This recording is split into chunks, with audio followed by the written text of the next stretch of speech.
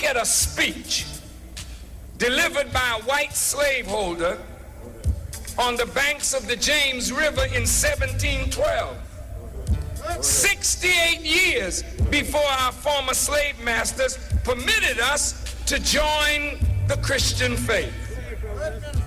Listen to what he said. He said, quote, "In my bag, I have a foolproof method of controlling black slaves. I guarantee every one of you, if installed correctly, it will control the slaves for at least 300 years. My method is simple. Any member of your family or your overseer can use it. I have outlined a number of differences among the slaves, and I take these differences and I make them bigger. I use fear, distrust, and envy for control purposes." I want you to listen. What are those three things? Fear, envy, distrust. For what purpose? Control. To control who? The slave. Who is the slave? Us. Listen. He said, "These methods have worked on my modest plantation in the West Indies, and they will work throughout the South." Now, take this simple little list and think about it. On the top of my list is age, but it's only there because it starts with an A, and the second is color or shade. There's intelligence, sex, size of plantation, status of plantation, attitude of owners, whether the slaves live in the valley or on a hill, north, east, south, or west, have fine hair or coarse hair, or is tall or short. Now that you have a list of differences, I shall give you an outline of action. But before that, I shall assure you that distrust is stronger than trust, and envy is stronger than adulation, respect, or admiration. The black slave, after receiving this indoctrination, shall carry it on and will become self-refueling and self-generating for hundreds of years, maybe thousands of years. Now don't forget, you must pitch the old black male against the young black male, and the young black male against the old black male. You must use the female against the male, and you must use the male against the female. You must use the dark-skinned slave against the light-skinned slave, and the light-skinned slave against the dark-skinned slave. You must also have your white servants and overseers distrust all blacks.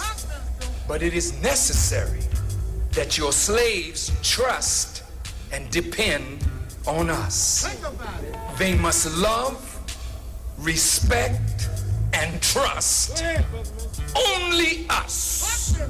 Gentlemen, these keys are your keys to control. Use them. Never miss an opportunity.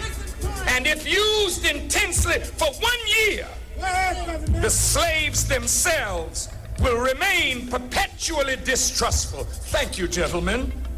End of quote. So spoke Willie Lynch 283 years ago. And so as a consequence, we as a people now have been fractured, divided, and destroyed, filled with fear, distrust, and envy. Therefore, because of fear, envy, and distrust of one another, many of us as leaders, teachers, educators, pastors, and persons are still under the control mechanism of our former slave masters and their children. And now, in spite of all that division, in spite of all that divisiveness, we responded to a call. And look at what is present here today. We have here those brothers with means and those who have no means, those who are light and those who are dark, those who are educated, those who are uneducated, those who are business people, those who don't know anything about business, those who are young, those who are old, those who are scientific, those those who know nothing of science, those who are religious and those who are irreligious, those who are Christian, those who are Muslim, those who are Baptist, those who are Methodist, those who are Episcopalian, those of traditional African religion. We got them all here today. Go ahead, brother. And why did we come? We came because we want to move perfect union. And if you notice, the press triggered every one of those divisions. You shouldn't come, you're a Christian, that's a Muslim thing. You shouldn't come, you're too intelligent to follow hate. You shouldn't come. Look at what they did. They excluded women, you see? They played all the cards. They pulled all the strings. Oh, but you better look again, Willie. There's a new black man in America today. A new black woman in America today.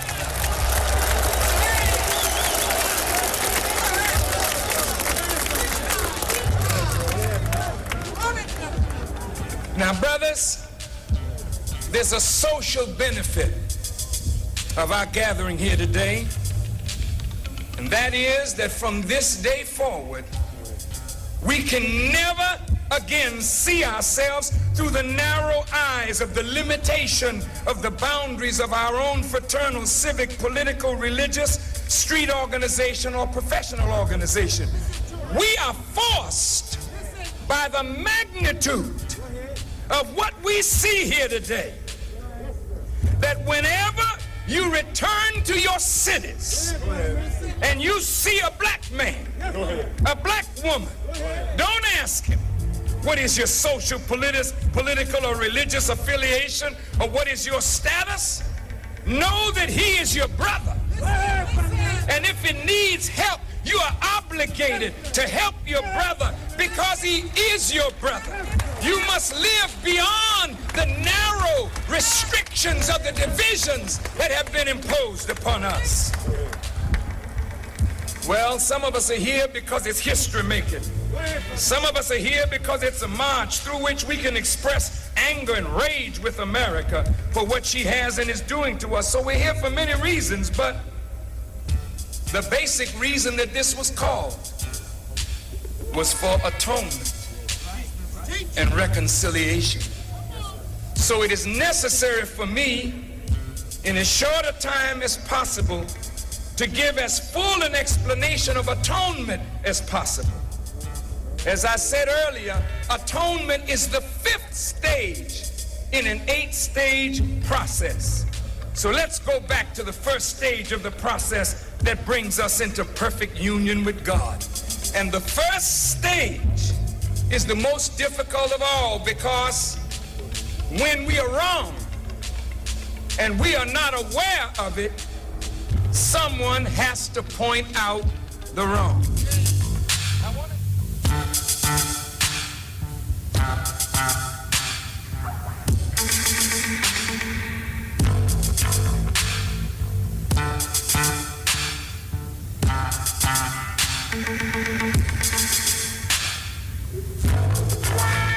Greetings, listeners.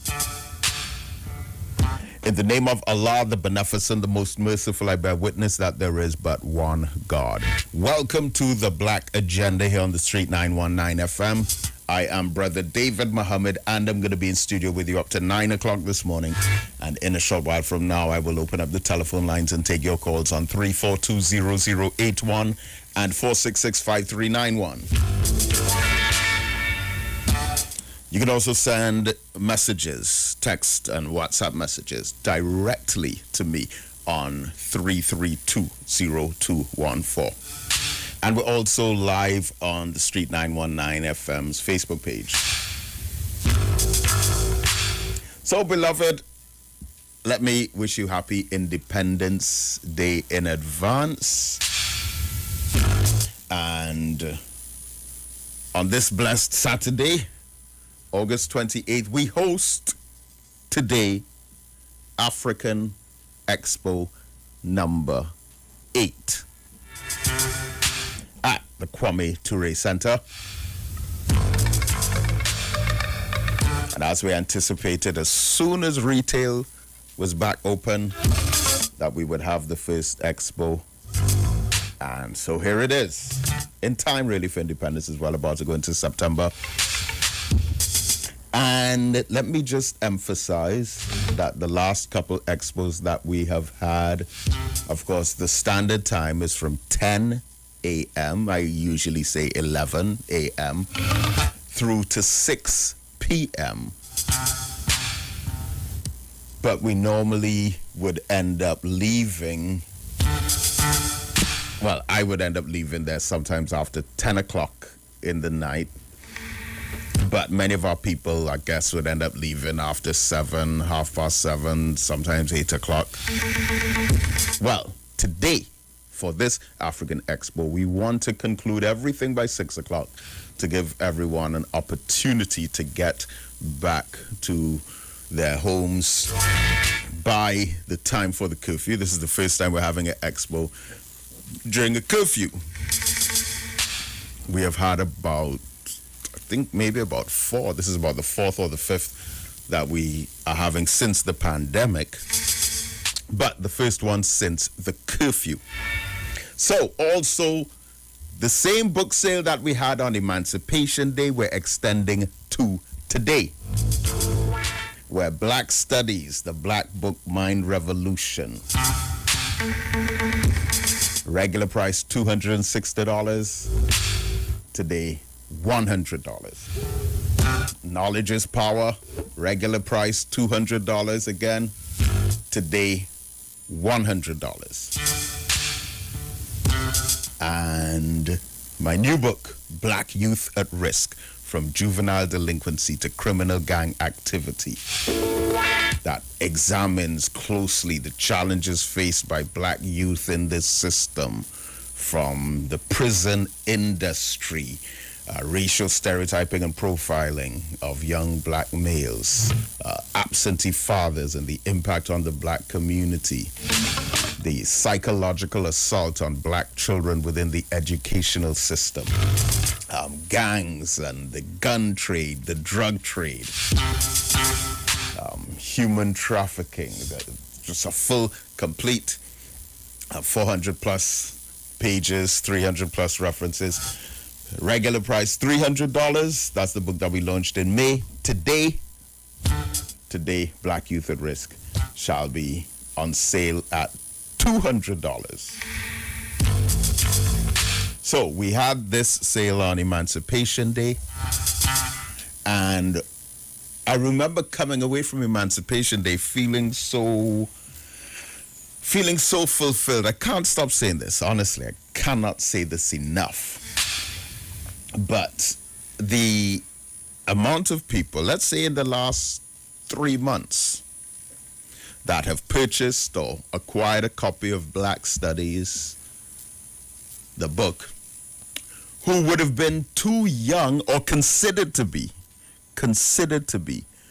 too young at the time when it was published, which was 2015, are coming forth and getting that information now.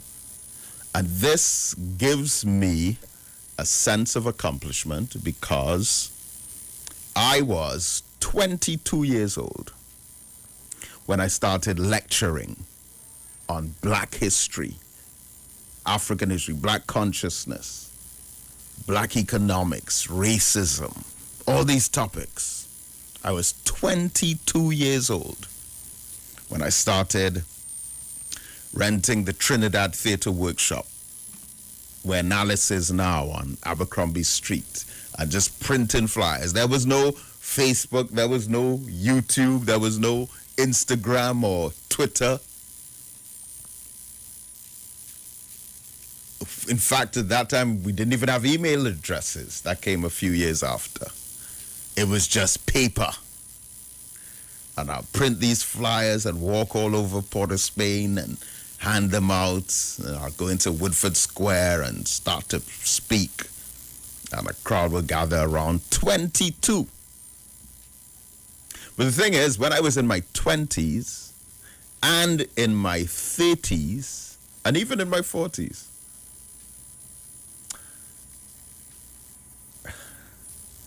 most of my audiences were at least 10 or 20 years ahead of me.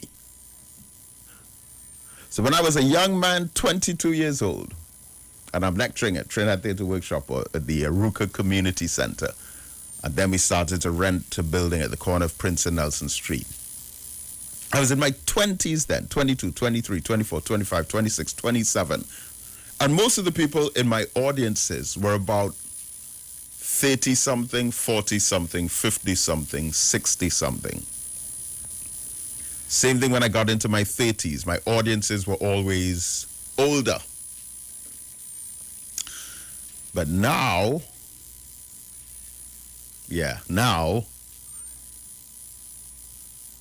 most of the people that I speak to, I mean, of course, a lot of this is as a result of being a lecturer on the university level, but our students at the Kwame Ture Center. Now, in addition to all the subjects that we teach, there's black consciousness in there.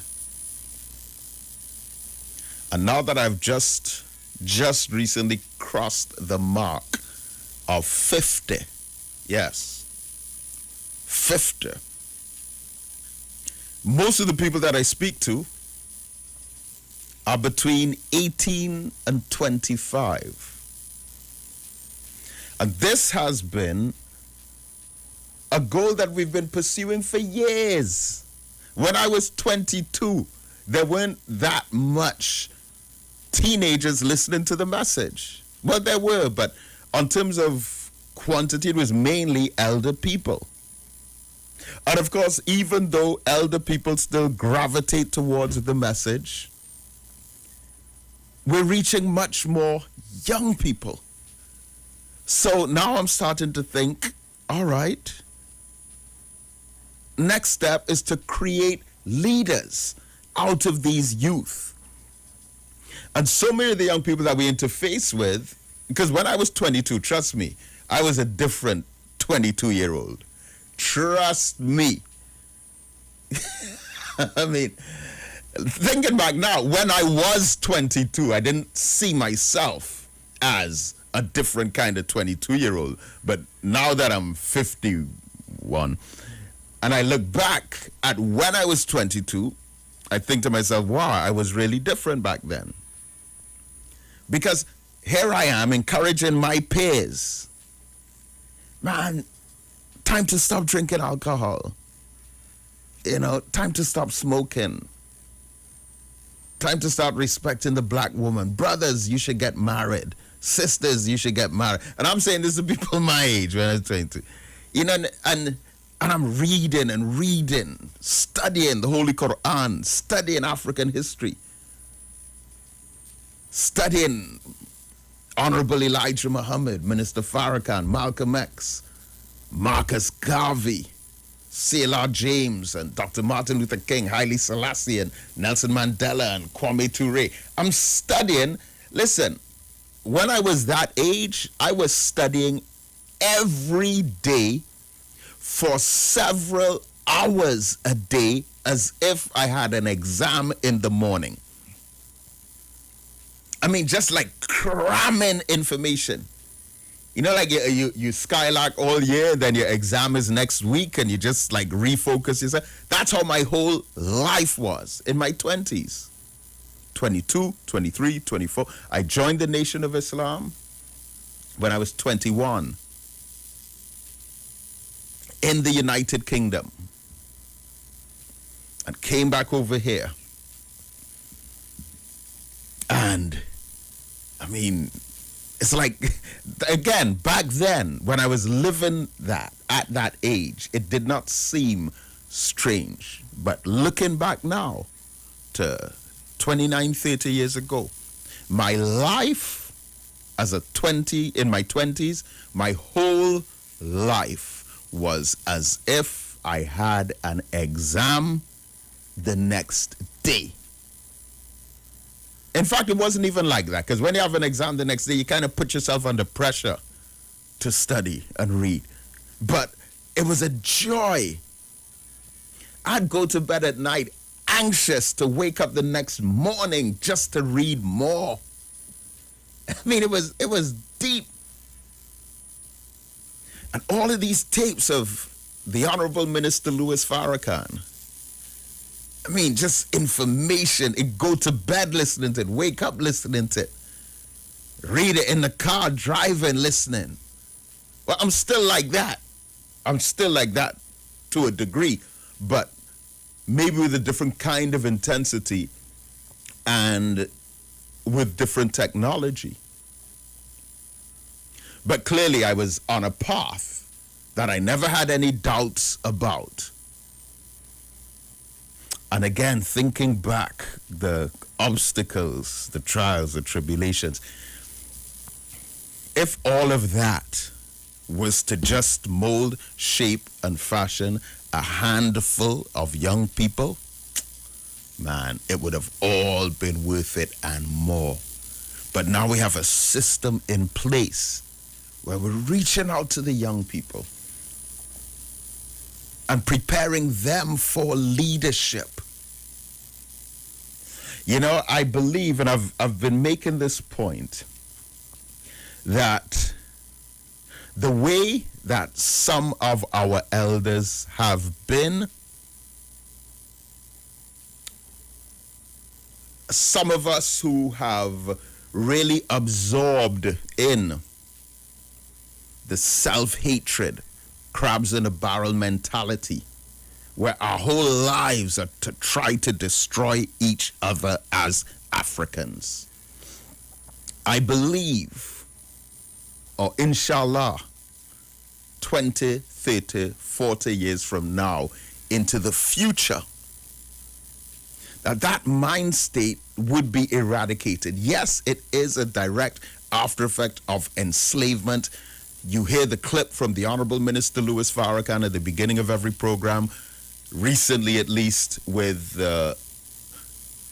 teaching at the Million Man March. That was October 16, 1995 in Washington, D.C., and yes, I was there. But Minister Farrakhan is teaching on the Willie Lynch syndrome, the slave-making psychology, the mentality that is induced in us, where we may have a world of problems, a world of challenges all around us, but we look at each other as the source of our pain, our frustration. We see each other as enemies, and we have become like crabs in a barrel. Consciousness is no longer just a pastime, but it will now become a fully matured methodology of thinking in and among ourselves and about each other. And I believe that we will get to the stage where that way of thinking among us within a couple generations would be eradicated. And I say, from my vantage point, it is most visible and it is most evident, the black on black self-hatred. African people hating other African people and despising each other and making it our life mission to pull each other down is most evident in the politics. And we still have so many colonial shackles of the divide and rule system that our enemies tried to instill and induce within us prior to independence during the colonial era, right after enslavement. We're about to celebrate 59 years of independence on Wednesday, inshallah. And on Wednesday, it's a very special occasion. Next year will be another landmark milestone. But our independence has been largely symbolic. Our independence has been so ceremonial. And there has been so much of a kind of celebration process centered around our independence rather than a real probing of the significance of it. And I remember once listening to Imam Yassin Abu Bakr when we had our headquarters in Tunapuna, and he was delivering a lecture there. And he called up a brother, Brother Brian, and he said, this is Imam Yassin Abu Bakr. He said, let's do just a quick experiment. And he called up the brother. He said, put one foot in the air. And the brother, he lifted his left leg, so he was standing on one foot. Left foot in the air, right foot on the ground. And then the Imam said to him, all right, so next thing, leave that left foot right there in the air, and now put your right foot in the air as well. And everyone laughed, of course. Because if you put your left foot in the air, and you want to put your right foot in the air as well, you'll have to bring your left foot back down on the ground first before you lift your right foot up. But the message in that was, we must have land. And we must have land that we can call our own. We have to be empowered. And that empowerment process entails entrepreneurship and land ownership. Slavery has been over, soon it would be 200 years. But we still have a frame of mind where no idea about land ownership, no idea about entrepreneurship, but the focus on getting a job. And what we have accepted as a people is that we have to get jobs from other ethnic groups who are practicing land ownership and entrepreneurship, and they would not be caught dead on this planet unless them and their children and their children's children and their great-great-great-grandchildren are not also business owners and land owners. They would not be caught dead unless their children, grandchildren, great-grandchildren, and great-great-grandchildren are landowners and business entrepreneurs. Meanwhile, we are telling our children, you see those people who are business entrepreneurs and landowners, you see them? Yes, mommy. Yes, daddy. What about them? No. Don't be like them, and get land and open businesses. Try to get a job from them. Wow. So while they're telling their children, you must own land, and it doesn't matter how much land you have, you must get more land. And you must open business. Doesn't matter how much businesses you have, you must open more businesses. And you must save and invest money. Doesn't matter how much money you have saved, you must get more money. If you have hundreds of millions, you must get hundreds more millions. That's what they're telling their children. Meanwhile, we're telling our children two things. One, don't bother about business entrepreneurship and land ownership and saving and investing money. No. Two things we're telling our children. One, get a job from them. And if you could get a job from them, God, you would have made it in life.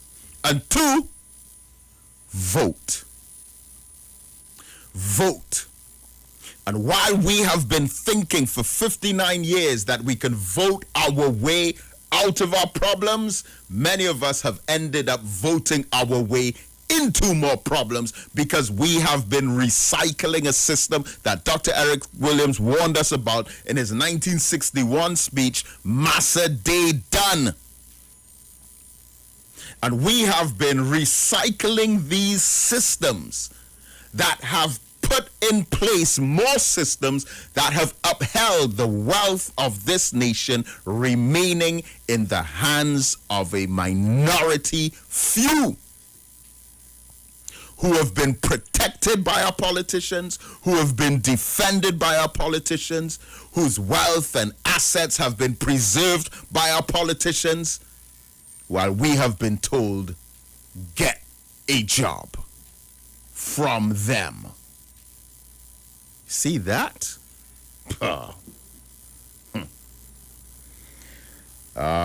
Come on. Come on, beloved. We in 1970 had a Black Power revolution. And really, in truth and in fact, beloved, from that time to now, 51 years ago, there's been a kind of effort to erase the legacy of that Black Power revolution, and definitely to erase the consciousness of it. Definitely to erase the consciousness of it. Do you know that there's an effort afoot? And I talk about this, I've been talking about it for about the last 7 or 8 years. When the time comes up, February 26th or April the 6th, April 21st, sorry. Every year. There's a plot afoot to rebrand the 1970 Black Power Revolution. There's a plot afoot to rebrand that. Some are calling it the February Revolution. Some are calling it the 1970 Revolution. Couple have tried to rebrand it the People's Revolution of 1970. But there's this plot to remove the term black, because they don't want black consciousness, because their interpretation of what black consciousness represents is us becoming a little bit wise and spending less of our dollars in their businesses, more of us coming together, uniting, pooling our resources, opening skills banks and think tanks, and looking to each other to create an internal economy. As the Honorable Elijah Muhammad said, we must unite and build a black economy. You see, think about it. And I wrote at the beginning, the opening of Black Studies, no one feels threatened by a Chinese man teaching Chinese history to Chinese people. No one feels threatened by the idea of a European man teaching European history to European people.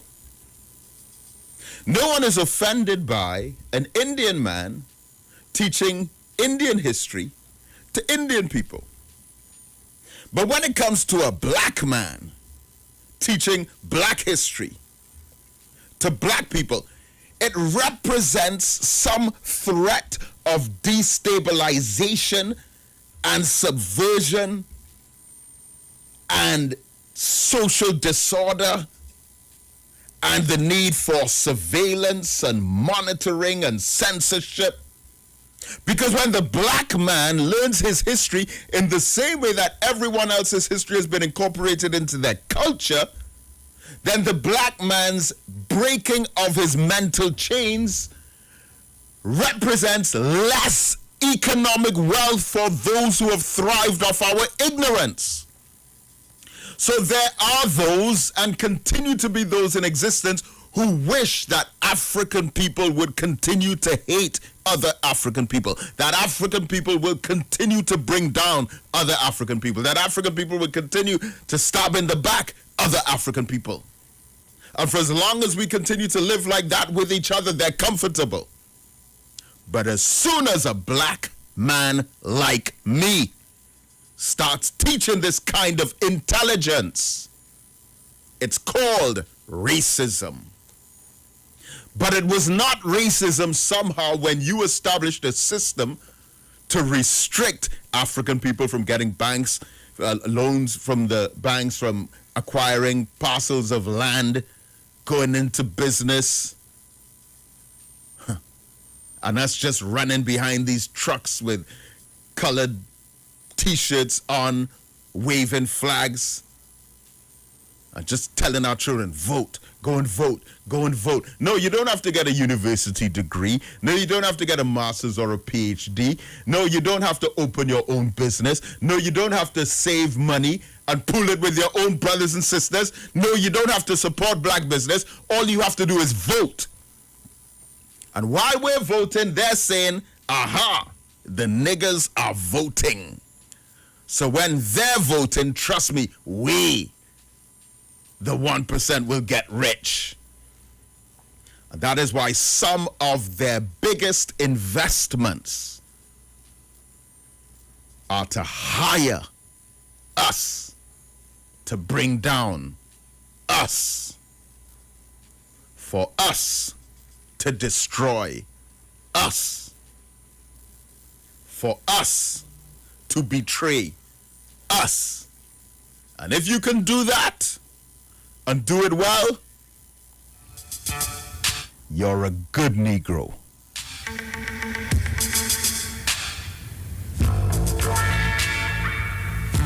So happy Independence Day, people. But you try it. You try what the Imam Yassin Abu Bakr had attempted to do an experiment with. Try it.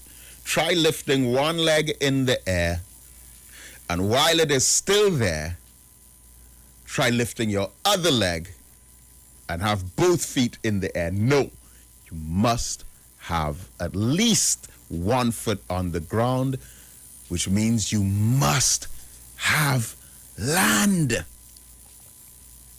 How could we sing here?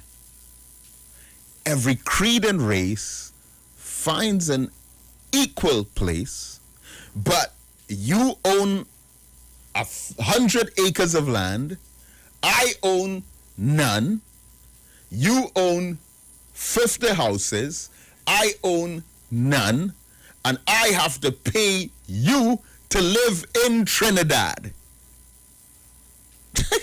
And there are 50 others just like me that have to pay you to live in one of your houses on your land, but we don't have any. How is that equal? And then our parents telling us, vote, go and vote, go and vote. Lord, have mercy. So let me open up the telephone lines here. 3420081 and 466-5391. Let me take my first call. Caller, good morning. Are you there? Can you hear us? Yes, I'm hearing you. Are you hearing me? Yes, sir. Good morning. But I want to say blessing on to you. I want to say blessing on to Mr. Louis Farrakhan and all of the African people. I just listen to your clips with him. Also, I have he has run things on Facebook too, you know. Yeah, he run a lot of videos on Facebook and thing, and I listen to, yeah. And what I want to speak about this morning, what you're saying is true, because some of us,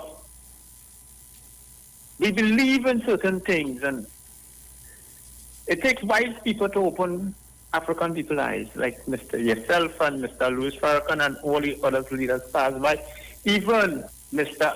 Abu Bakr as well. And I want to say this, we go to church. and we read a book, or we'll call it the Bible. And it have a chapter in it where a white man in the Bible called Jesus is saying unto the poor, blessed are the poor. Well, how could it be blessed unto the poor? Poor people suffer. Just like what you're saying there. And if we go back and we watch our history back then, thousands of years gone by, in the days of, let me take King Solomon, who was a black man, King David, who was a black man, and way back and on and on and on. These people was not poor. These people was filthy, wealthy, and the people around them was also filthy, wealthy. The blacks around them. I'm talking about gold. Watch me. The history that teach us about these people is not the right history. But the next thing is, I have to remind my people, something is going to happen in Trinidad and Tobago and around the world, which is already taking place in one country. I was watching it. I would not mention these words because I have to speak in a certain way because they just want to shut you down on my checking. You being on the radio, David Mohammed. But I will just say, in the months coming and in the weeks coming, our life might become mandatory in Trinidad and Tobago. That's how far I will carry it. It's happening in Australia right now, where the people of Australia, the children, the life becomes mandatory. They're actually going into the homes and stacking the children and making the children life mandatory. The people and the parents walk in the street, police officers is holding them down. One second. I have reason to believe that what you're referring to, because that has come to my attention as well, and I understand that those videos are not of that. That's of something else. So there's a little bit of fake news involved. That? Yeah. That apparently is not true. No one is hunting people down and chasing them down and tying them up and forcing them to do anything. Well, at least not. No, they're not tying them up. Yeah, I know. I saw what is being referenced. Right. But I am looking out, you understand? Because what they're not saying that I put it video past anyone, though. Right. What they're saying is that Australia being used as a testing ground. And if it works down there, they're planning to use it all over the world in different countries. You understand? I am waiting to see, but I am watching what is going on, and I'm listening on to you. Yes, my brother, thank you so much. Yeah. Caller, good morning. Very good morning, and assalamu alaikum to you, Brother David. Wa alaikum salam. Greetings and good day to your entire host and audience. Yes, sir. Let me begin by saying greetings and good day to my friend Iwer in Shogunas. Iwer? And to Professor, Iwer in Shogunas. Yes. And Professor Katabatsi in St. Joseph. Right. David, you really, really capsule your life work this morning. This was a wonderful independence present to us as a nation. I can say that. I would have known you even before, I got introduced to you before you would have known me as a caller. But I remember when I was actually into the politics, I wanted to look at young black people, because back those days I was young, I'm 60 now. And I looked at different people, and you were one. And I remember in calling and talking to you one day, I threw it off the cuff at you on the radio. I said, David, I would like you to join the PNM, you know. And you laugh. And you know what you told me? You say, all right, you get me a priority bus pass. You remember that discussion? That was so many years. I would have said that. I would have said something like that. I'm telling you, as I say, and I always had an eye on you, but I realized, look, David is independent. He didn't want to get trapped into the politics to have no bias in any way. Because bias could grow on you when you're in a particular environment. And I'd say this, you really, really, really have been a treasure and a blessing to Trinidad and Tobago.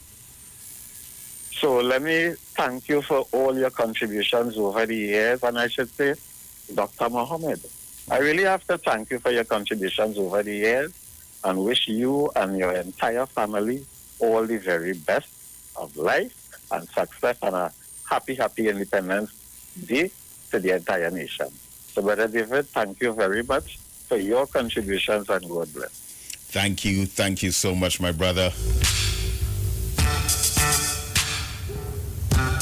And you know what's ironic about that? Years ago, and this is when I was quite young, I would have been in my early 30s, a member of parliament would have told me, a member of parliament who was in the opposition at that time said, Brother David, you're supposed to have a bus route pass. And then he explained, I remember it was a vivid conversation. A lot of conversations may have left my memory, but that one stayed. You know, you're supposed to have a bus route pass and so on and so on. Now that person is in government now. and likely to dodge that conversation. But I did get a bus route pass from Jack Warner. That's the only time I ever had one, really. But thank you very much. Caller, are you there? Yes, I'm right here, Brother David, listening to you very attentively all the time. Yes, good morning, sir. Yes, well, remember they say that we have been emancipated from slavery. Mm-hmm. And I always share this point that when the laws, the people who govern up to this present, they have this on their law books. So what I'm saying is that the plantocracy system is still in place, meaning that all governments still answer to the Queen. You know what I'm saying? One of the slave masters or one of the the countries that aren't republics. Yeah. No, even though you're republic, it's still, Brother David, check it out. We're still going to the Privy Council, and we have the Caribbean Court of Justice down here, and we're still going to the Privy Council for justice, if you ever was showing you. Yeah. The Commonwealth is 52 nations, and listen to how this one goes, Brother David. 6 of the 53 nations have 66% of the wealth, and the other 47 have 33% of the wealth, if you ever what I'm showing you. Right, but this is the point I want to make here is about the land issue. They say no trespassing, no loitering, no vagrancy. Yeah. Because these laws still in place, right?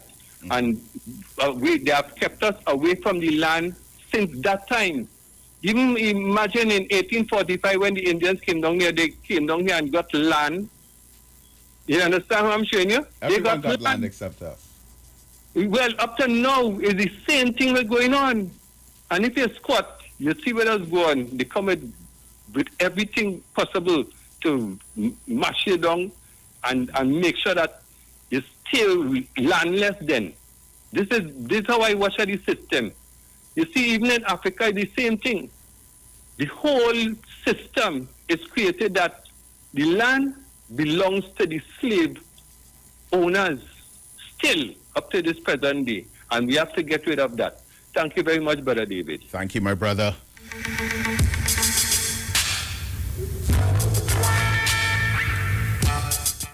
All right, so the countdown is on.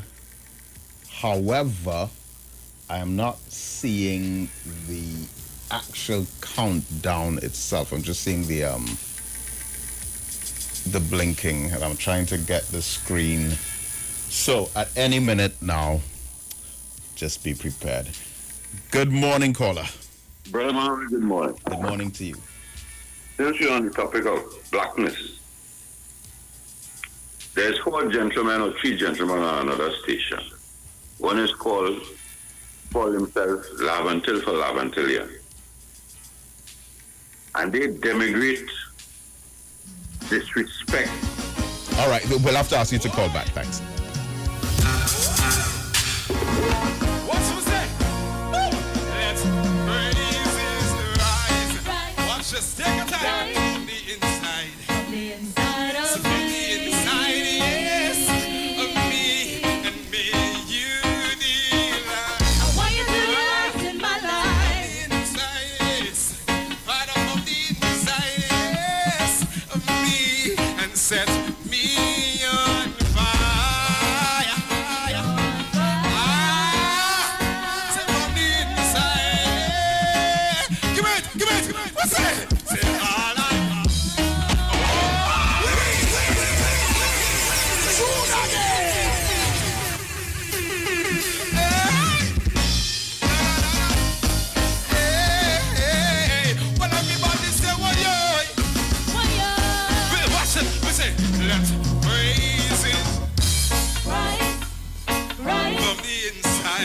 So from the inside, yes, of me and me, you delight. I want you to delight in my life. On the inside, yes, part of from the inside.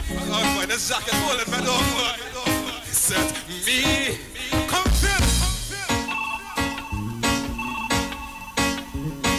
On the inside, yes, of me, and set me on fire.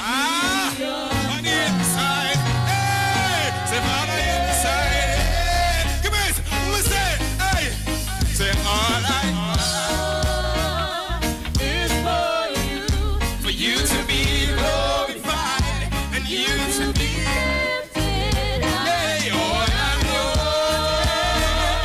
is for you, You to be glorified. to be glorified. You to be lifted high.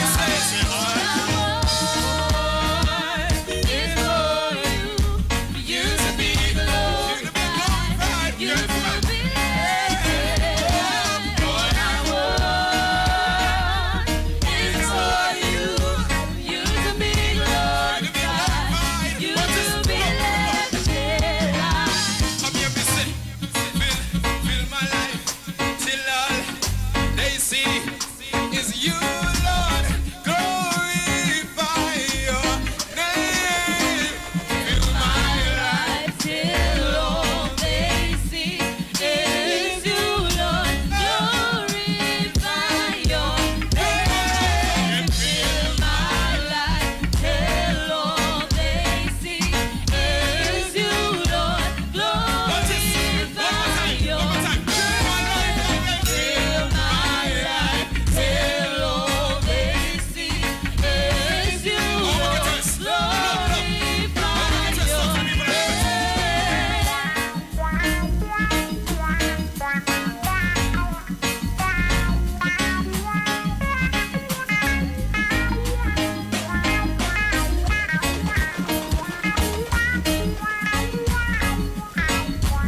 All the pretty ladies, y'all do nothing more.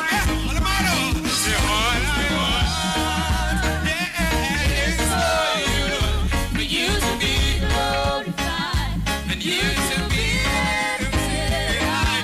All I want is for you to be glorified, you to be Lifted high. all I want is for you to be glorified.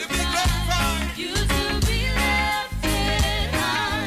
All I want is for you to be glorified. You to be lifted high. Are you experiencing loss of vision or are your glasses broken? At Value Optical, we're open and we're here to help. You can have your urgent eyeglasses in 3 days with packages starting at $695. When you visit us, be mindful of the 3 W's. Wear your mask, wash your hands, and watch your distance. Please call us toll-free 800-2020 for expert advice on your vision needs or to book your appointment. Value Optical, caring for your eyes. Looking for a safe and relaxed professional massage therapist and nutritionist? Look no further. Nature's Touch with Empress Judy and Associates offers a natural approach to better health. Treat yourself to a professional massage therapy and nutrition advice in a safe and relaxed atmosphere. Rejuvenate your body, mind, and soul at Nature's Touch Therapy. For an appointment, please call or WhatsApp 1-868-398-8282 or visit our Facebook page. Remember, your health is our responsibility at Nature's Touch. Hey, you keeping safe? I hope so. I don't really know what will happen when everything will back up, but the lime had to go on. But in the meantime, just come online with the live wire. I'm on the Street 919 FM every Saturday from 5 to 8 p.m. Or you could check us out on the live on Facebook at the Street 919 FM or on YouTube at Street TV.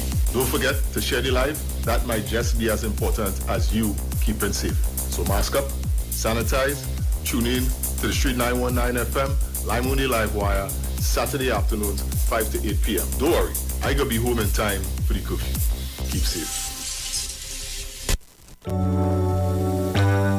Blessings in the wonderful name of our Lord and Savior Jesus Christ. You are invited to listen to the Final Hour broadcast heard every Monday from 12 midnight to 5 a.m. in the morning on the Street 919 FM radio. Hear my mom, Pastor Helen Garcia, and myself, Pastor Valentine Garcia Jr., preach the Word of God to the elderly, youth, and children. We can be contacted at 629-0113 or 623-8444. The church is located at 26 Prince Street in Port of Spain. We look forward to you joining us. God bless you. As my life I lay it on the altar, as my life. Better vision for your physical eyes, and through the eyes of faith, let healing arise in your mind, body, and spirit. At Natural Heal Ministries, we teach kingdom principles for living that brings the blessing of God to your mind, body, and soul. NHM Professional Associates are located at number 10 Moody Stewart Street, Monterey Post, San Fernando. For more info, contact Dr. Desmond Phillip at NHM on 349-3494. NHM Professional Associates can be heard live on the Street 919 FM every Saturday from 9:05 to 9:55 a.m. Share the live. Share the live. The Street 919 FM on Facebook and Instagram. Share the live. Iowa George on Instagram. Share the live. Iowa TV and Street TV on YouTube. Share the live. The Street 919 FM.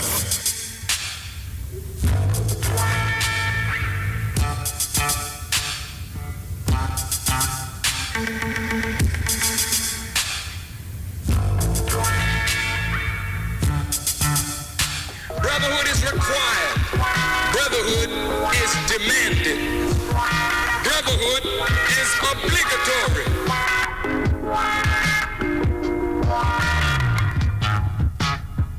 Black man get up, black man stand up, black man you better listen. So there's a need for brotherhood. Black man get up, black man stand up, black man you better listen. Black man get up, black man stand up, black man you better listen. Brotherhood is demanded. Black man get up, black man stand up, black man you better listen. Brotherhood is required. Brotherhood is demanded. Brotherhood is obligatory.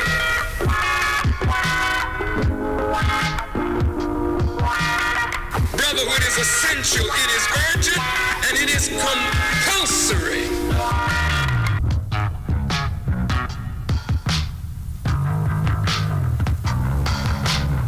But the time demands brotherhood. Whenever the dominant white society fears for its economic future, racial tensions are always aggravated. The aim of Almighty God is to bring the black man and woman together. The aim of Almighty God is that we, no matter how divided we have been in the past, must experience unity in order to gain the success that we seek and the progress that we desire. There is no way that a divided people can build a future.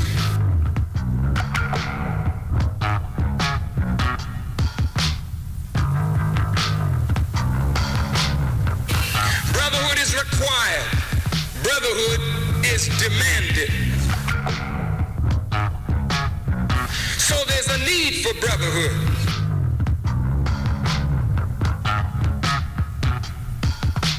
But if you walk the earth proud and arrogant, you never learn your lesson because you think you already know. And how the hell could you know and be in the shape that we're in?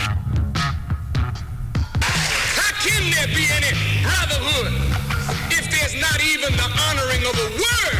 Black man get up, black man stand up, black man you better listen.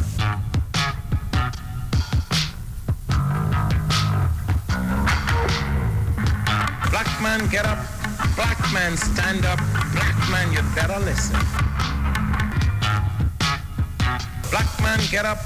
Black man, stand up.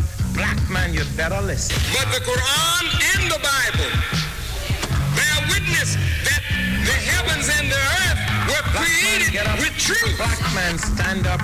Black man, you better listen. Brotherhood is required. Brotherhood is demanded. Brotherhood is obligatory. Brotherhood is essential. It is urgent and it is compulsory. I feel that every man that wants to speak should have the right. And if you think you know it better, get on up. Come on. And get on and do the job. But if you don't know what to do, and all your mouth is able to do is condemn and criticize, but you have no works to show the rightness of your philosophical adherence,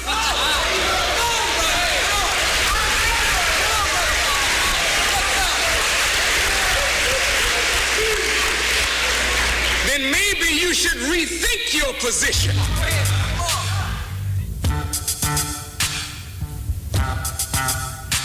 Welcome back and welcome to the second hour of the Black Agenda here on the Street 919 FM. Going up to 9 o'clock.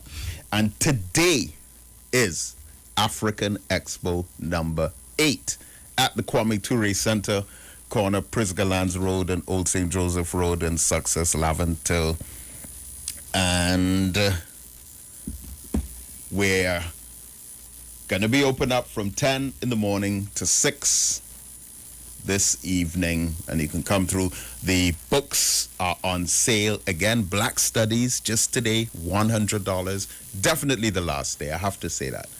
Black Studies today, $100. Definitely the last day. Knowledge is Power today, $100. And the new book, Black Youth at Risk from Juvenile Delinquency to Criminal Gang Activity, $200 today. And there's also African clothing. There's food. Don't eat anything else. Come to the center, get your food. We should have different types of food available, so it's all good. All right, so there'll be food available, jewelry, clothing, some beautiful, the best African clothes. There's going to be footwear, there's technology, cell phones and accessories, information, literature, all different kinds of specialty items. Mama's Ice Cream, the best ice cream in Trinidad and Tobago.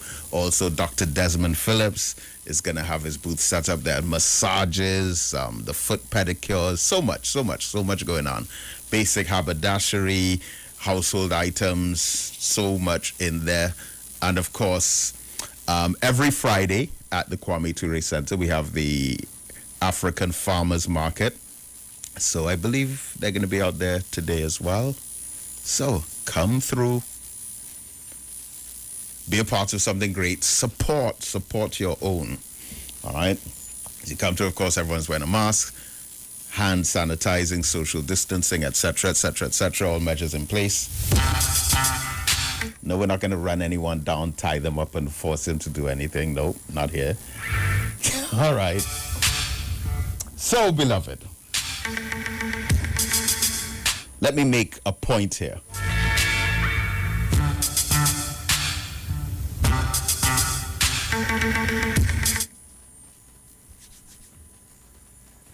So we are celebrating independence, and some people actually raise the question, should black people celebrate independence at all? Because our national anthem says here, every creed and race finds an equal place, but there's still inequality, which is an indictment on what we believe to be our nationality, which is linked to our citizenship. All citizens are not equal. All citizens do not have an equal place, because some own land, others do not own land. Some own multiple houses, others don't have a home. And those who don't own a house have to pay those who do own houses to live in the country. How is that equal? But my main concern here is that we seem to have abandoned, since independence, an ideological legacy that was established early on by Dr. Eric Williams with a vision of empowerment of black people within this population. And a major drive towards that was, of course, the education system. But there has been a philosophy that was shared in the earliest days by many of our thinkers, leaders, and philosophers that Dr. Eric Williams subscribed to also, but that the politicians that followed in his line in particular have completely forsaken and abandoned that ideological legacy towards black power. Now, first of all, on the generic level, on August 31st, 1962, Dr. Eric Williams, in his Independence Day address, spoke of democracy. And he said the first responsibility that devolves upon you is the protection and promotion of your democracy. He said democracy, much more than the right to vote, and one vote for every man and every woman of the prescribed age.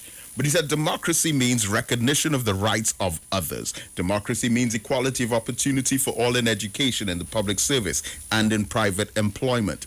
Democracy means the obligation of the minority to recognize the right of the majority. Democracy means responsibility of the government to its citizens, the protection of the citizens from the exercise of arbitrary power, and the violation of human freedoms and individual rights. All of that is democracy. All of that is what we are entitled to by our constitutional rights.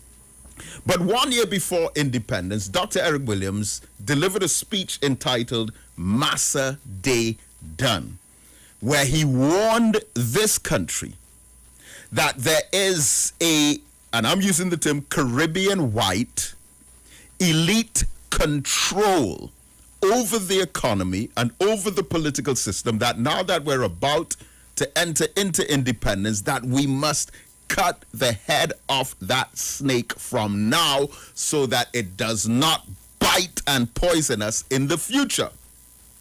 In The Inward Hunger by Dr. Eric Williams on page 264, he explains this Massa Day Done concept, where he wrote a letter to the Guardian newspaper entitled Massa Day Done.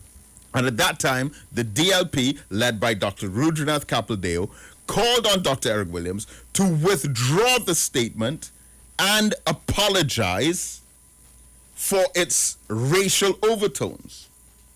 But Dr. Eric Williams instead, on March 22nd, 1961, went to the University of the West Indies and he gave a speech there where he said, quote, I categorically refuse to withdraw my statement, and I repeat more emphatically than I did the first time. Massa Day Done. He said, I accuse the DLP of deliberately trying to keep back social progress and trying to bring back Massa Day. All they see in the slogan, Massa Day Done, is racial antagonism. Now, beloved, I am going to interchange this concept that Dr. Eric Williams gave us in 1961, massa, with the same term that we have in 2021 about the 1%, which is a wealthy ethnic minority in this country who gave themselves that title. And there is a parallel between both concepts, only difference being one was 60 years ago, the other 60 years later. Seems like we've gone back in time in our own backwardness. So Dr. Eric Williams, in the same way he said, some people when they hear the term massa, all they think of is racial antagonism. Same thing today. You hear the term 1% and it becomes an issue of race. And then we have our African politicians who will jump to the forefront to protect the so-called 1%. When it's not about race, it's more about justice, equality, and fairness in the society, along with equal distribution of wealth based on our enshrined citizenship rights in our Constitution. Why, as a black man, if I stand up calling for those rights, should it be made about race? Dr. Eric Williams continued, to say that it's all about racial antagonism, he said, this is characteristically stupid. Massa is not a racial term. Massa is the symbol of a bygone age. Massa Day is a social phenomena and denotes a political awakening and a social revolution. Dr. Williams continues on page 265 of the Inward Hunger. He said Massa's economic program represented the artificial stunting of the West Indian society. Massa's economy was distinguished by perhaps the most scandalous waste of labor the history of the world has ever known. Massa was able to do all of this because he controlled political power and can use state funds for his private gain. Let me say that again. Dr. Eric Williams said on March 22nd, 1961, while we were preparing for independence, he said Massa had all of that control and manipulation over our society because, quote, he controlled political power and can use state funds for his private gain. If we replace the term Massa of 1961 with the term 1% of 60 years later now in 2021, can we say that the 1% are able to do all of this because they control political power? So I remind us, as I conclude, that during the Black Power Revolution of 1970, Dr. Eric Williams, as Prime Minister, was faced with having to balance his position on being politically correct. And on March 23rd, 1970, Dr. Eric Williams addressed the nation in what he referred to as the breaking the silence speech, and he declared his support for Black Power. Furthermore, Dr. Eric Williams, during 1970, gave 3 public addresses to the nation on radio and television, which were May the 3rd, May the 10th, and June the 30th, 1970, where he said, our first Prime Minister, Dr. Eric Williams, word for word stated, quote, let me make no bones about it. I am for Black Power. Dr. Eric Williams said that, and not only did he say it, but he also, in his cabinet reshuffle, fired his only 2 white government ministers, who were Gerald Montano and John O'Halloran. Now, he's a politician. There is only so far that he could go in that system, but that was good for him to openly say it and then back it up with action. How are we looking in 2021? Dr. Eric Williams said, I identify myself fully with Black Power's constructive aspect. Remember, Dr. Eric Williams' PhD thesis was Capitalism and Slavery, where he broke down the criminal economics of the slave trade and the oppression against African people, and how Europe benefited financially from that to build up their nations while they continue to conquer, colonize, and impoverish others. And so Dr. Eric Williams, on his first major tour outside of Trinidad and Tobago, in 1964, while there were only 2 independent Caribbean countries at the time, Trinidad and Tobago and Jamaica, the Prime Minister of Jamaica, Alexander Bustamante, did a tour through Central America to El Salvador, Guatemala, Mexico, Nicaragua, Honduras, Belize, Panama.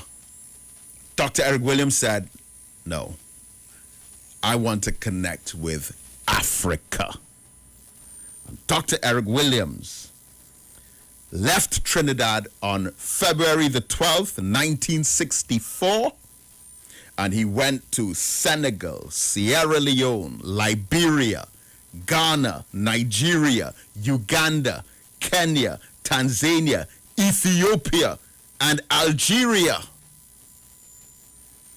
He met Sekou Touré, who Kwame Ture took his surname from. He met His Imperial Majesty Haile Selassie, Emperor of Ethiopia. We had a teacher exchange program between Trinidad and Tobago and Uganda. My simple concern is for this independence that we're celebrating is where has that legacy of consciousness gone? Where is that acknowledgement of the need for black empowerment, not just putting on African clothes on Emancipation Day, but actually having policy geared towards the redistribution of the resources and the wealth of the state in the hands of African people who lost them because of unjust laws that were written, many of which that stayed on our law books to prevent African people from becoming landowners and business entrepreneurs. Where is that political legacy today? It is not acceptable that 60 years ago, Dr. Eric Williams could say Massa Day done, and 60 years later, it's as if we're bringing back Massa with the same influence and control that he had back then. That's not acceptable.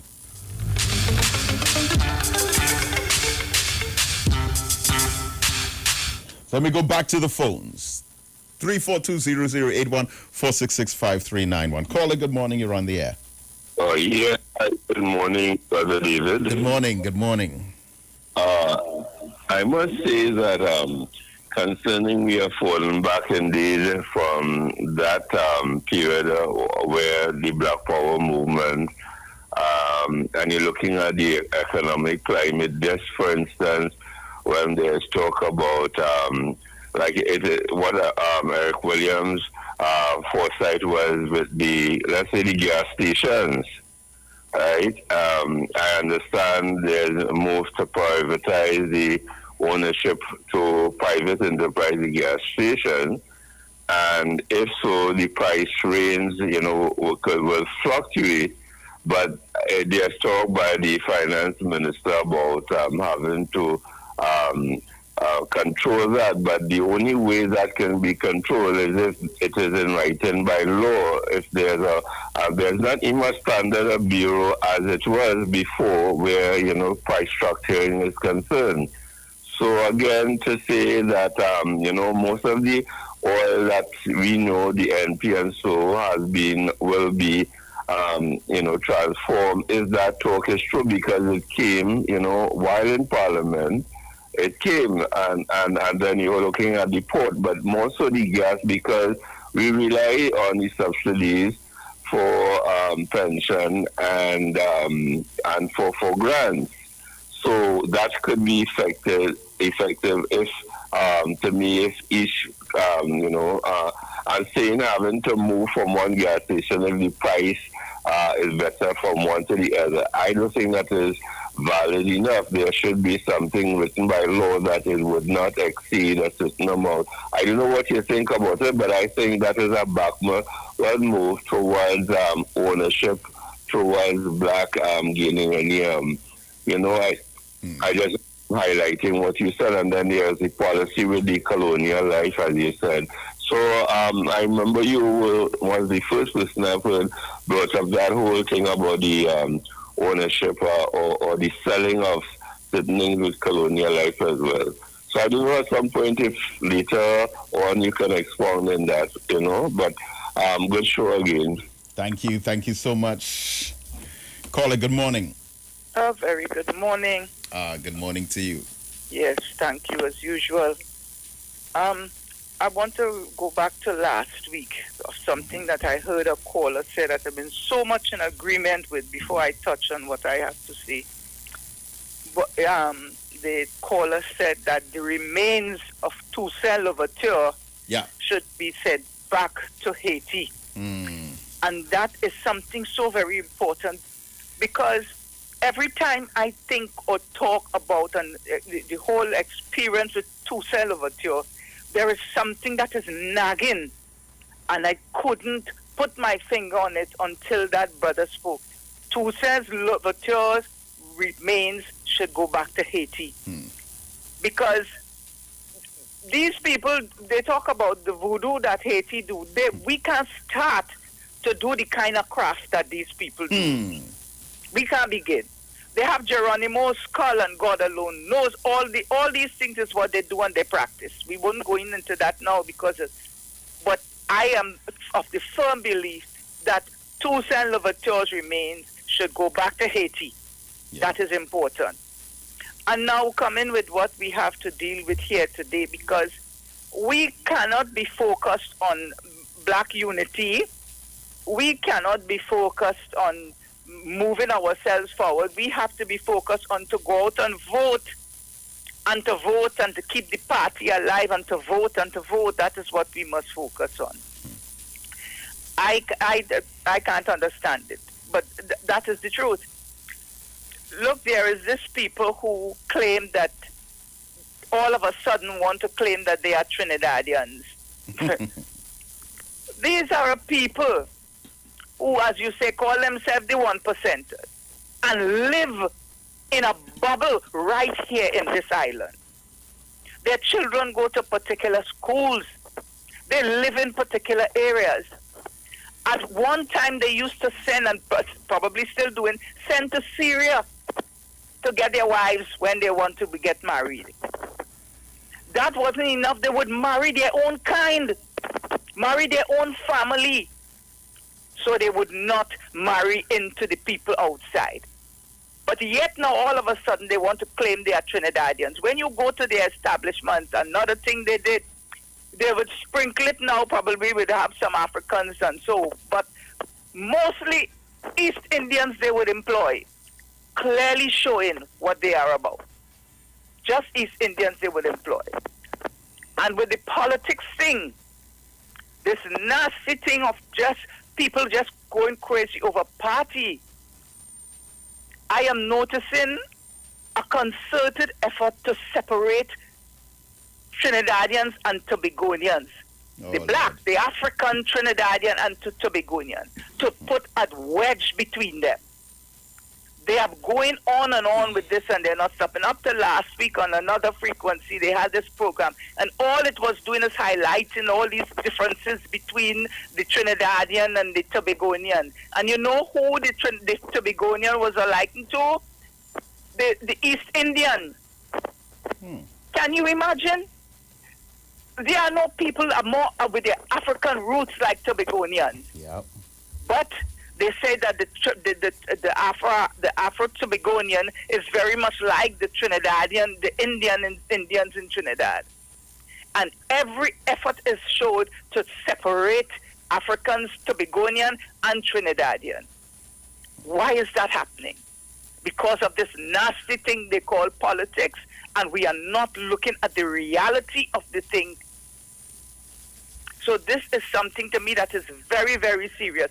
Stop separating the Trinidadians, the Africans from Trinidad and from Tobago, because everything they're doing with that is a sinister and a nasty reason behind it. We are one people. Thank you very much. Thank you so much. And it's now more than ever that we as a people have to close ranks, look inward, settle our differences, overcome whatever barriers are between us.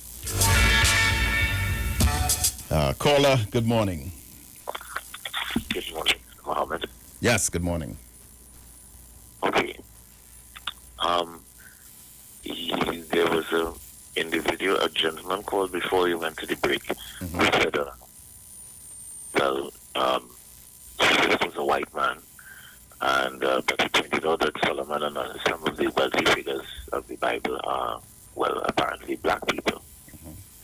So I don't know how he made that separation. What did he say? When he said Jesus was a white man, told us to be poor. Well, no, those are not his exact words. Did he say Jesus was a white man? Yes, I did hear him say that. Nah, maybe you heard wrong. No, I didn't hear wrong. I'm telling you, I heard those words. Otherwise, I would make mention of it. I'm one that would carefully listen to what I'm listening to before I make a... So you said Jesus was... Well, I missed that. Yeah, well, he did say that. But what was his point then? Just to say Jesus was a white man? Well, maybe he was speaking about how they portray Jesus as a white man. Okay, all right. I'm sure I didn't Yeah, hear but I that. doubt very seriously that anyone, especially at this program at this time of the morning, would call in and say Jesus was a white man. I mean, even the white people have accepted that Jesus was black. Okay, okay. Well, So let's definitely just go, was not let's just representing go that point. Let's just go with that definition. All right. That's what he said. Yeah. His emphasis was really to contrast the poverty that is promoted among Christendom, which is not really quite the case. It is a small minority of Christianity, at least in today's era. Okay, so I see where you're coming from. Hello? No, I said I see where you're coming from now. Yeah, in this era, it is a minority of Christianity that actually postulate poverty. Majority of them are actually, they're it's a get rich gospel today that dominates. Anyway, but he's saying that he's pointing out the statements in the New Testament that that speak of with food and raiment, let us be there with content, and various other statements along that line. Right. And he's identifying that is a white man's doctrine, so to speak, because he said that he identified Christianity in a slightly derogatory way. That we read this book. Well, we don't accept that. We rebuke that anyone's religion should be portrayed in a negative light or in a disparaging way. No, well, I wouldn't. I mean, we have freedom of expression, and if that is his point of view, no problem. It's just that... Yeah, we do have freedom of expression, but we don't use this program. We don't use this program as a platform to pass condemnation on another position or point of view ideology. Yeah, but this is the value of democracy and freedom of expression. Because right, yes, but you don't... Yeah, but there are still limitations within which, of course, slander and libel and vitriolic speech... That's not the case. His opinion doesn't really include that. It's not slander or libel. All right, well then, why are we complaining then? The opportunity to address what he is saying is that must be there. So it is important that people hear their views, even though it may be objectionable and distasteful, that we could have opportunity to address it. I'm trying to help you out. This is how intelligence grows. Anyway, this is how intelligence grows. This, are you aware? Well, I shouldn't ask you. You're not a Christian, but excuse me. Do you know why that God said, "Curses the ground for thy sake"? In the beginning, the Genesis episode where Adam, sinned, Eve sinned and encouraged Adam, and then he imposed the retributions upon us. You know why? Tell us. Oh, well, why is obvious. It's because we sin. But when he said, "Curses the ground for thy sake," unto dust from dust thou art, and unto dust shalt thou return.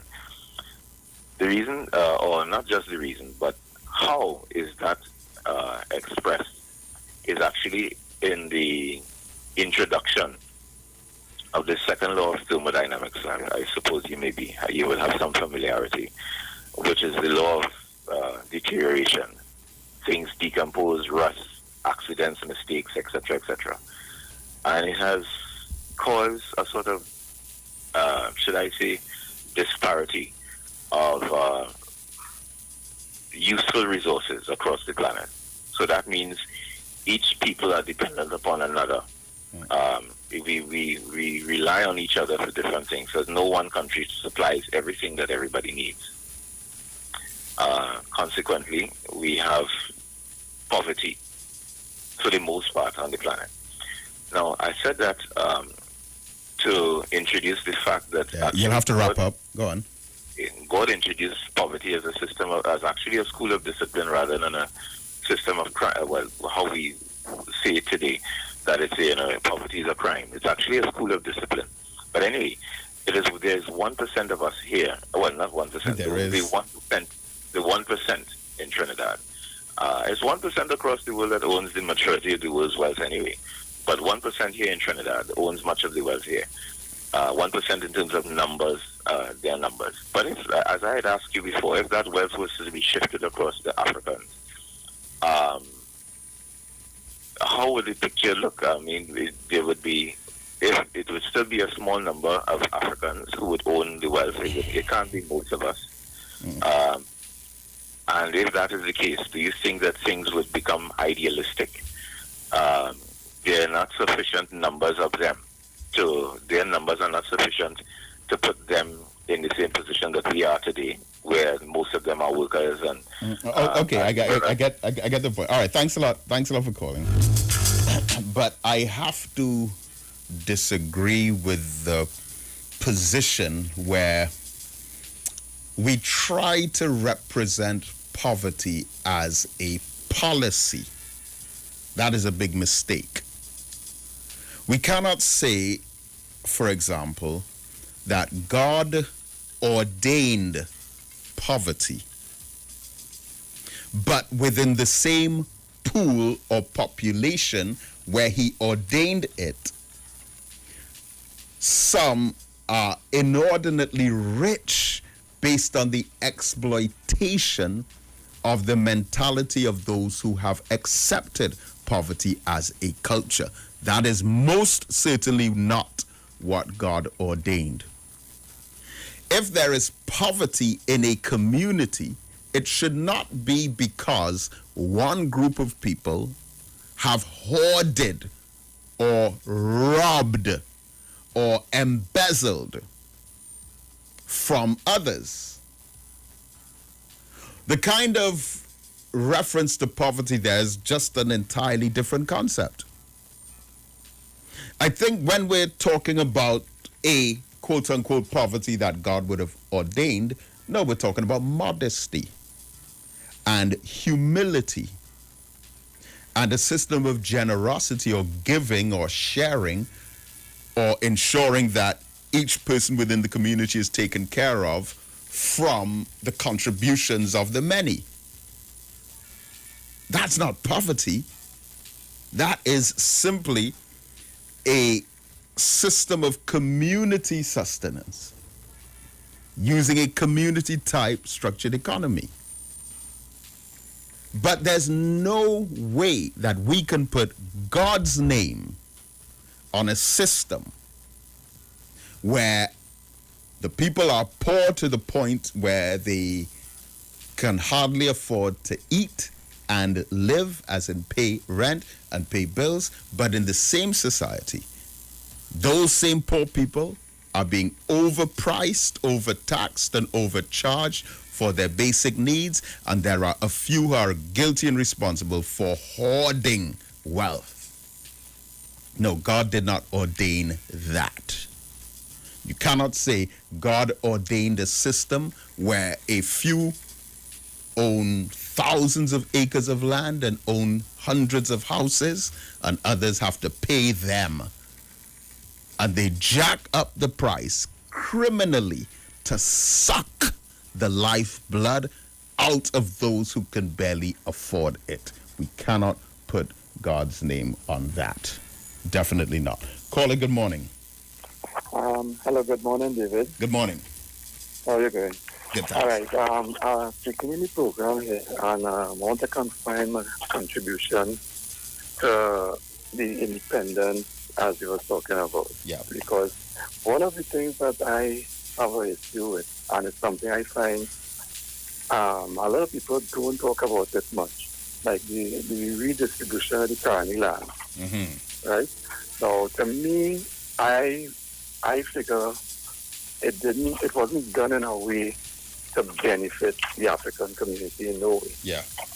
Right? And that is something I figure we sat down and we took that, and I never hear like any big protest and all this kind of thing, because this is really called, to me, I would call that state-sponsored discrimination.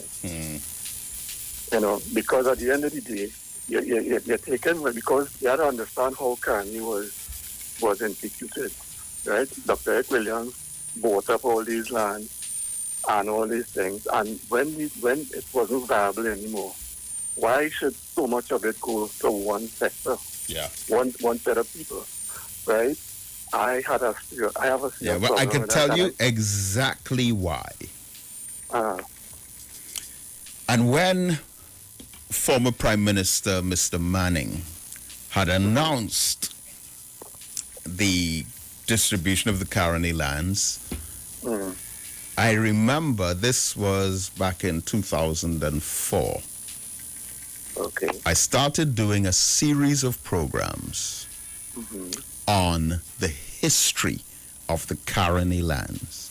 And that before the first East Indian ever set foot in Trinidad, there were already several hundreds of Africans who died clearing out the cane fields. And one particular year, the year 1788, there was a death toll of over 1,000 Africans in that year alone. Hundreds died in the years before, hundreds died in the years after. But it peaked in 1788. Thousands of Africans died, establishing the sugarcane industry in this country. After it was already up and running, our East Indian brothers and sisters came and were placed there. Now, because we as African people simply don't have that basic history, we make decisions based on not knowing. Okay. And we did that series of programs. Now, I just like with the Emancipation Statement the other week, I don't know who heard it or who did not hear it, but Mr. Manning reversed that decision and he said, okay, so at the Caroni lands now, he used the term mixed communities. He said, we will establish mixed communities. And then segments of the East Indian population in the politics felt outraged by the idea that Mr. Manning would establish, as in his words, mixed communities over the Caroni lands. Because some of them wouldn't have known the history either. And this is why it's important for us to have all of this information. Right. Okay. Another thing was the Shagaramas land. Oh, man. Right. That was the next thing I figured. Look how valuable that land is. Yeah. These people never. Brother Noel Augustine, for years and years and years and years, was struggling, fighting. I mean, in the early days of the Black Agenda radio program, again, almost 20 years ago, he would come on all these documents, all these envelopes and pieces of paper and promises from since the 1960s that the land would be returned. Yeah, because these people and them never really got properly compensated for that. Even though they had to take it then. But the thing is, they kept up the struggle. And now that Noel Augustine is gone, you know, I don't know if anyone else has taken up the mantle. But did you do any documentary on that or document that also so that the black community could understand what went on there? Of course. Right. We used to feature, in fact, I can't remember if Noel Augustine ever came to this radio station with me. Yeah, he would have. He would have, because he passed away sometime around, I think, 2014. But the amount of he even invited me down there to address the community on this whole struggle of land issues. I would like to get his history on that because I would really like to be a little more aware. I know certain aspects of it, but one last thing I wanted to say is that the next thing that teased me was when the last government was in power, like the US government, they opened up for the Indians to come here to do business and keep the block on Africans and sending them up in the immigration center and all these things. I find to me that was a nail in the coffin. If you're opening it up for other ethnic groups to come and do business. Indians and Russians. Yeah, you know what I mean? And we still have those problems with our African brothers and sisters at the detention center today. I think that's something we should deal with because it's a blatant unfairness that is taking place there. So these are the three issues, and when I think about independence, these three issues jump out at me. You know what I mean? Thanks a lot. Yeah. Appreciate it very much, very, very much. And right now, as we speak, I'm looking up that Shagramas land issue. All right, thank you. I would like to Yes, get sir. the information. I'll follow it on the program. All right. Okay, thank you. What does tell me to do? My life in danger. I don't play that fucking game at all. Excuse, caller? Oh my goodness. My apologies for that. Let's talk, especially this early this morning. Caller? I don't know. It ain't no button. I hear what I tell you, it ain't no button that. I don't know nothing about that. I don't know nothing about that. Right? Well, Caller. call Mr. Anthony and tell Mr. Anthony that. All right. We apologize for that. All right. Our deepest apologies for that. Caller, good morning. Assalamu alaikum.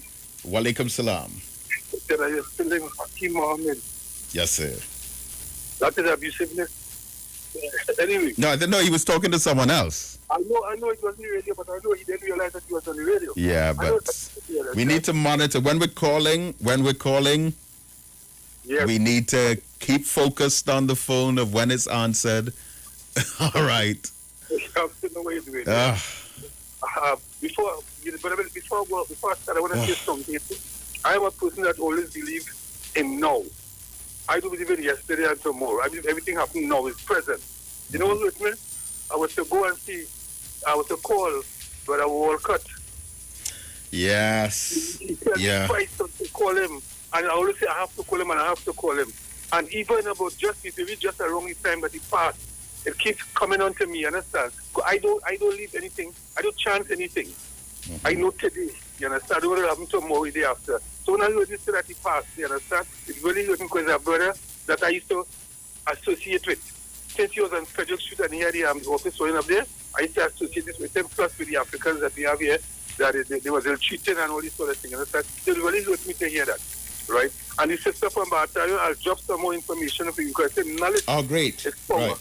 And you have to impart that knowledge to others so that they can spread the knowledge around. I also will do two for you because I get it. I'll do two for you that I had to get it for you, I'll get it for you. Knowledge is power, you understand? Yes, sir. But even what people have to understand, you see this thing about politics, that is what have our people in this state we are in. Listen to me. I passed a look at sometime there in Maloney, Bonnie going up there. And I observed something. There were a lot of houses that government built there. You know what going on it? Grass.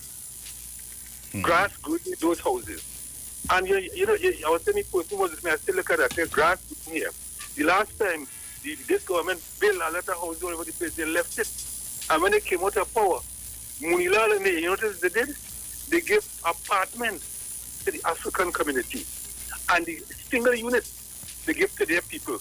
I know what Munilal said he was going to do. He was going to change the archaic law that have it in AGC so that they can afford to mind their cow and plant in the yard and these sort of things. So they do that, get these single units. And there are lots of single units right now, you understand? And all the same, thousands of people are applying. But they have grass growing in place out there. You understand? Brother David, Dr. Henry Clark, he said one of the greatest researchers was Dr. Eric William. He said in 2 months' time, that man write the whole history of Trinidad. He take whole history about 2 years. He said he should never be in front of he should be a politician. He should be in front of a classroom. He don't know why he went into politics. You understand, Brother David? Now, all people have to understand. What I look at about COVID, this is the only program that you have where edifying the African community, trying to unite and get us to understand the struggle we're in. And you know what's hurt me, Brother David? I mean, you different to me. What has hurt me is when other people come in with the politics and all this kind of thing, you know, they take up time and the religion to take up time. The man never said what the guy said, you know. He said the white Jesus they're portraying us, you know. That's what the man said. Yeah, I would imagine so. Yeah, that's what the man said. Because I listen, same good book what he's talking about. And tell me, if you have a God who loves people and make you, he will tell you to suffer little children to come unto me. Suffer little children to come unto me, you understand? And I want some other part in the Bible. Suffer little children, 2 parts in the Bible where children are concerned, you understand? And fear not the Lord and spoil the child. Any loving father will tell to his children. I heard one of those, I don't know if this one was here this morning, I heard one of them saying the other day, that when they come in your house and tell you about a black Jesus, run them out of your house. They're lying. I heard what I'm saying next to them. Take them out of your house. Don't let them come in your house when they talk about a black Jesus. They can't reach you. But they could do what they want. They could say what they want. The truth is the truth. Our people have done the research. Because the evil that the Europeans did, they write it with their own hands, and say what they did to us, You understand? So when we go into the research and we see everything what they have done, You understand? They have said it, what they have done to us, You understand? And we have to understand, these people, You understand? The only objective is to keep us, You understand, where we are. You see, land, our people have to understand what is land. That place that I didn't even know that was Shaman for father or grandfather, whoever it is. That piece of land there, that has hurt me. You understand? Because I know the struggle that our people went through in this place, and you just give it to the Indians and these other people. Right now, I have some notice. My son we have to the big a little while to put it on a piece of land up there. You understand? No trespassing. You understand? You have to understand that it's for your children, because they keep for their children. All the 1% and all the others, they keep for their children, They provide for them. Yeah. You understand? We don't do that. You understand? I don't need time a little short so they don't come and cut up the time when you're supposed to have a serious discussion into our people of fear. You understand? But Brother David, you reach home safe. And I'll get that thing for you this week coming here. Yes, sir. Yeah. Thank you, my brother. Oh, yes. Caller, are you there? Yes, I'm right here. Right. Last caller. Sociology you're speaking about in Trinidad and Tobago. And according to you, it's unfair. We need equal rights and justice. And I want these governments who call themselves CARICOM and African Union, free up the land for Africans. Yeah. Free up the land and free up the borders. Thank you very much, Brother David. Thank you. That's what our brother Khalid Muhammad used to say in his greeting. He used to say, in the name of Allah, the Beneficent, the Merciful, I bear witness that there's no God but Allah and that Muhammad is his messenger. And then he would say, Hotep, Abanigani, and free the land. Man. Free the land for all African people. Because under this Western system of capitalism and post-colonialism, land has been taken. And we have been exploited on land that has been stolen. But we're yet to see justice. So, my beloved family, once again, today, African Expo number 8 at the Kwame Ture Center, the Black Agenda building, corner Prisgalands Road and Old St. Joseph Road in Success, Laventille, right there off the Eastern Main Road. We're there from 10 this morning to 6 in the evening. We have the sale on the books again. Black Studies today, $100. And Knowledge is Power today, $100. And the new book, Black Youth at Risk, From Juvenile Delinquency to Criminal Gang Activity, today, $200. And like I said, there's food there, so you can come and get your food and African clothes and haberdashery items, household appliances, cell phones, accessories, produce, African clothing, art, artifacts, so much stuff. And more than anything else, love and unity, a sense of family, togetherness, black on black love. So, my beloved family, it has been a pleasure. You can catch me live on Facebook on Wednesday night, 8 o'clock, facebook.com/Black Agenda Project. May Allah continue to bless you as I greet you in peace. Assalamu alaikum. Simpsons Memorial Limited, number 63 Eastern Main Road, Laventille. Internationally accredited funeral directors and embalmers.